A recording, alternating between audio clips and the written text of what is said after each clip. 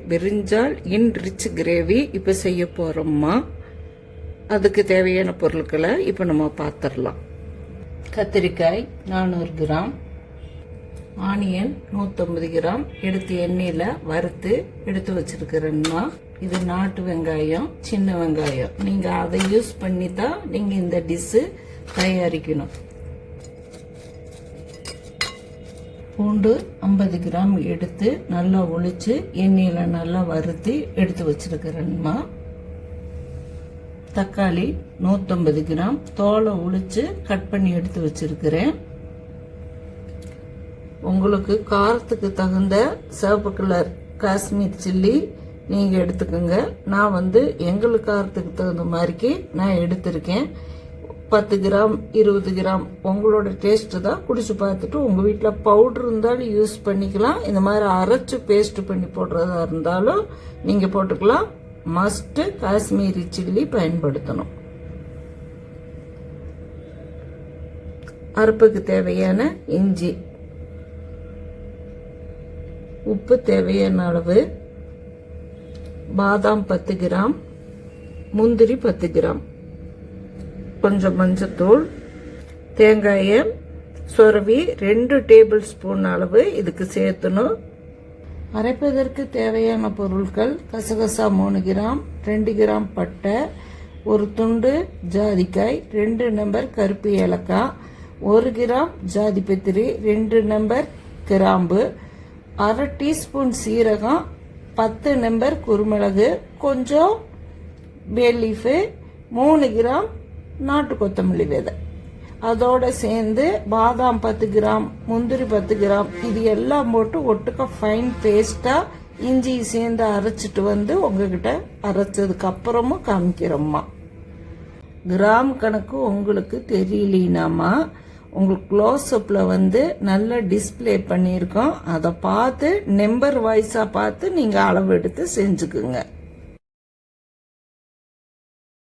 தேங்காயை கிரேட் பண்ணியாச்சு. அதையே பேஸ்ட் பண்ணுறதோடு சேர்ந்து அரைச்சிருவோம்மா. வறுக்காம எல்லா ஸ்பைசஸும் கூட தேங்காய், முந்திரி, பாதாம் இதை போட்டு நல்லா ஃபைன் பேஸ்ட்டாக அரைச்சி எடுத்துகிட்டு வந்திருக்கிறோம்மா. அதோட பூண்டு, வணக்கின பூண்டு அரைச்சி எடுத்துகிட்டு வந்தாச்சு.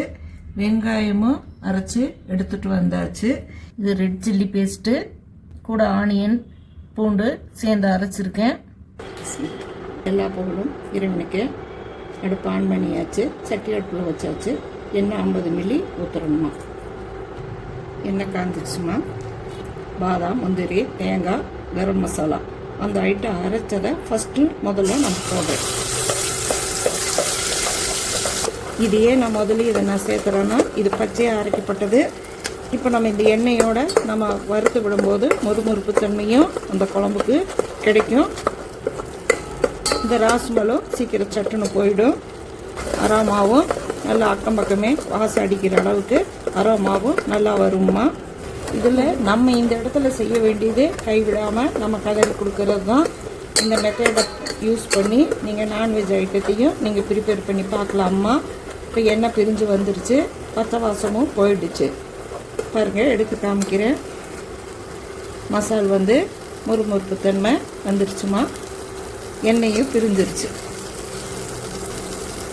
இப்போ இந்த இடத்துல கத்திரிக்காயை நான் சேர்த்திக்கிறேன். கட்டிங் பாருங்க, இந்த அளவுக்கு கையில் எடுத்து பிடிச்சி சாப்பிட்ற அளவுக்கு இந்த கத்திரிக்காய் காம்போடவே நீங்கள் போடுங்க. காம்பு போட பிடிக்காதுன்னா காம்பை கட் பண்ணிட்டு நீங்கள் போட்டுக்கலாம்.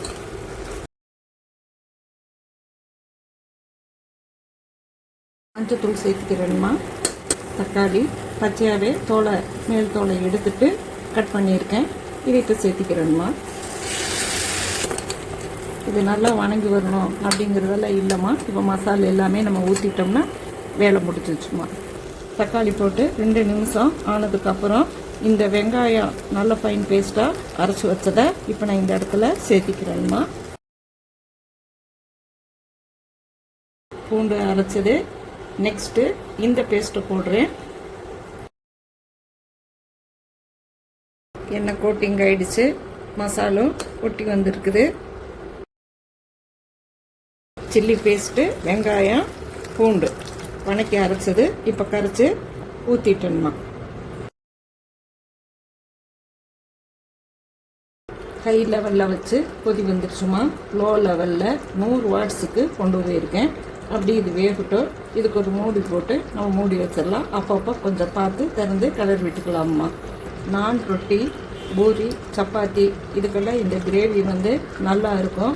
இது எப்போவுமே நம்ம எண்ணெய் கத்திரிக்காய் குழம்பா சாப்பிட்டு பழகியிருக்கோம். இது என்னோட மெத்தடுமா. சப்பாத்திக்கு இது நல்லா ஒட்டி வரும் அப்படிங்கிறதுக்காக எங்கள் வீட்டில் செய்கிறத உங்களுக்கு நான் செஞ்சு காமிச்சிருக்கேன். இதில் உங்ககிட்ட ஒரு துண்டு மாங்காய் இருந்துச்சுன்னா போட்டிங்கன்னா அது புளிக்குழம்பு டேஸ்ட்டாக மாறும். உங்களுக்கு பிடிச்சா போட்டுக்கோங்க. எனக்கு இந்த டைப்பு தான் பிடிக்கும். நீங்கள் இப்போ கரெக்டாக இருக்குதுமா. சாப்பிட்டு பார்த்துட்டோம். காரம், அதோட ஸ்பைசஸோட அரோமா, தேங்காய் அரைப்பு, இது வெங்காயம், பூண்டு நல்லா வணக்கி அரைச்சி போட்டது, இது எல்லாமே இப்போவே வந்து சாப்பிடணும் போல் தோன்ற திரும்ப திரும்ப வச்சு சாப்பிடக்கூடிய ஆசையை கொடுக்குதுமா. கொஞ்சம் கத்திரிக்காய் வெந்த பிற்பாடு உங்களுக்கு நான் எடுத்து காமிக்கிறேம்மா. இப்போ 100 வாட்ஸுக்கு மாற்றிருக்கேன். இப்போ நான் மூடி வச்சுட்டு அப்பப்போ வந்து கிளறி விட்டுருணுமா. இது என்ன பிரிஞ்சு வந்ததுன்னே உடனே நீங்கள் ஆஃப் பண்ண வேணாம். ஏன்னா நம்ம முதல்ல மசாலாவை வணக்கி எண்ணெயை பிரித்து அப்புறம் கத்திரிக்காய் போட்டுருக்கிறதுனால கத்திரிக்காய் கொஞ்சம் உள்ள வரைக்கும் போய் வேகணுங்கிறதுக்காக தீயை வந்து குறைச்சி வச்சுட்டு பக்கத்துல இருந்து கொஞ்சம் நேரத்துக்கு ஒருக்கா கிளறி கொடுங்க. ஒரு 10 நிமிஷமாவது லோ ஃபயர்ல வச்சு கிளறி கொடுத்தீங்கன்னா இன்னும் நல்லா எண்ணெய் பிரிஞ்சு வரும். ஆனால் உள்ள வரைக்கும் நல்லா வெந்து வந்திருக்குது. இது வந்து 5 பேர் தாராளமா சாப்பிடலாமா. அடுப்பு ஆஃப் பண்ணியாச்சுமா. அந்த சூட்டில் தான் இப்போ அது கொதிச்சுட்டு இருக்குது. இந்த காம்போடவே போட்டதுனால ஒரு கத்திரிக்காய் கூட உடையில பாருங்க. நல்லா வெந்து வந்திருக்கு.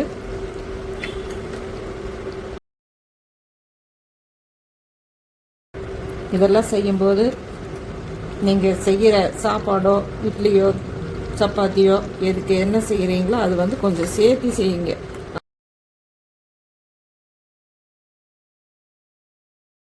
இதை டிரான்ஸ்ஃபர் பண்ணி வேற ஒரு பாத்திரத்துக்கு நீங்கள் மாற்றிட்டு நம்ம செஞ்ச அதே பாத்திரத்தில் கொஞ்சம் வெறும் சாதத்தை போட்டு ஒரு பிரட்டி ஒரு கரண்டி நெய்யை ஊற்றி கலக்கி குழந்தைகளுக்கு கையில் உருண்டை எடுத்து கொடுங்க. நீங்களும் எடுத்து சாப்பிட்டு பாருங்க. அவ்வளவு நல்லா இருக்கும். இது வந்து ஒரு பெரிய ஒரு ஃபங்க்ஷன் நடக்குது அப்படின்னா எப்பவும் போல இல்லாமல் பிரியாணிக்கு எல்லாத்துக்குமே வந்து கூட அடிஷனலாக இதை நீங்கள் செஞ்சு சாப்பிட்டு பாருங்க. இந்த பிரிஞ்சால் அண்ட் ரிச் கிரேவியை ஒயிட் ரைஸோட வச்சு நான் தான் சாப்பிட்டு பார்த்தேன்.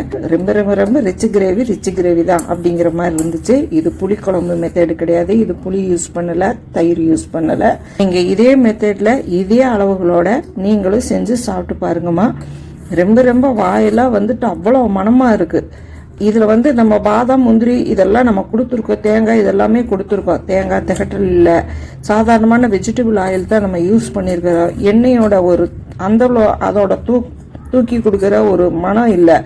அந்த வெஜிடபிள் ஆயிலோட இந்த தேங்காயோட மனம், இந்த மசாலாவோட மனம் எல்லாமே சேர்ந்து கிரேவி நல்லா பொரிஞ்சு வெந்து வந்திருந்ததுனால கத்திரிக்காய் நல்லா மசிஞ்சு உள்ள வரைக்கும் உப்பு போய் நல்லா இருக்குதுமா. இது வெஜ்ஜு உங்களுக்கு சாப்பிட்றவங்களுக்கு தான் இதோட இது என்னன்னு தெரியும். இது நான்வெஜ் சாப்பிட்றவங்க இதே கிரேவி எடுத்து உங்களோட நான்வெஜ்ஜுக்கு இந்த கிரேவியை அதுக்கு மேட்ச் பண்ணி எந்த நான்வெஜ்ஜுக்காக இருந்தாலும் நீங்கள் செஞ்சு சாப்பிட்லாமா. பிரியாணிக்கு எண்ணெய் கத்திரிக்காய் குழம்பு அப்படின்னு ஒரு தொட்டுக்கருக்கு வைப்பாங்க. அந்த மாதிரி இல்லாமல் இது வந்து புது மாதிரியாக ரொம்ப ரொம்ப ரொம்ப நல்லா ரிச்சாக இருக்குது. நீங்களும் உங்கள் வீட்டில் ட்ரை பண்ணி பார்த்துட்டு கமெண்ட்ஸில் சொல்லுங்கம்மா.